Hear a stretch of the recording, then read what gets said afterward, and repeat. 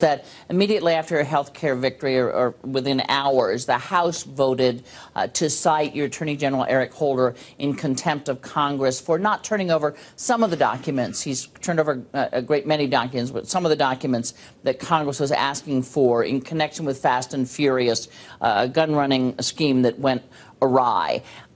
This is what the president said. Now, you all claimed executive privilege for Eric Holder and said these documents that he's not handing over are covered by executive privilege, meaning they don't have to hand them over to Congress. And we went back, and this was from an interview that President Obama did in 2007 with our Larry King. And he was talking about George Bush invoking executive privilege when it came to one of his lawyers and another staff member in an investigation that Congress was doing. And here's what the president, then a senator, had to say.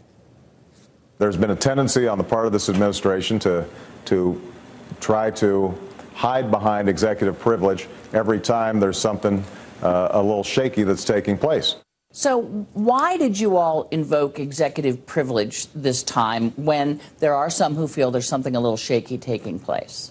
Candy, let's go back to the facts. The facts are that this was a bad plan, this Fast and Furious. It's something that started in the Bush administration. Right. The Attorney General did not know about it. It came out of the region. And when the Attorney General learned about it, what he did was stop it. He said it was wrong, and he said, we're not going to do it.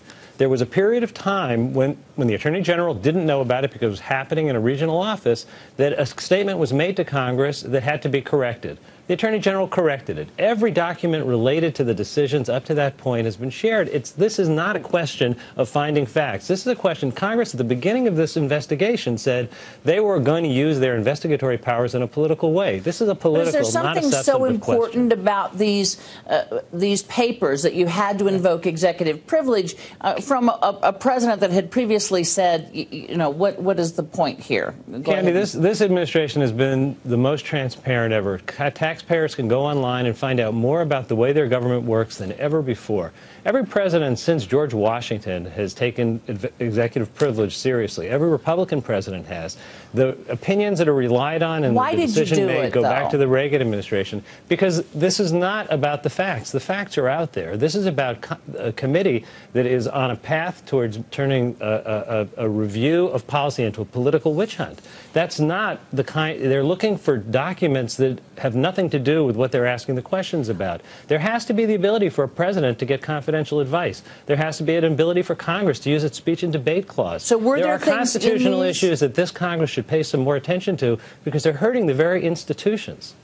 Were there things in these documents that involved consultation with the president? Is that why you invoked executive privilege? You know, Candy, I'm not going to speak to the specific documents. There was an unprecedented amount of cooperation in providing insight into all the decisions made up to the point of the correction that Congress was given about the policy itself and about the testimony. What they're looking for now are internal kinds of documents that they know are not appropriate.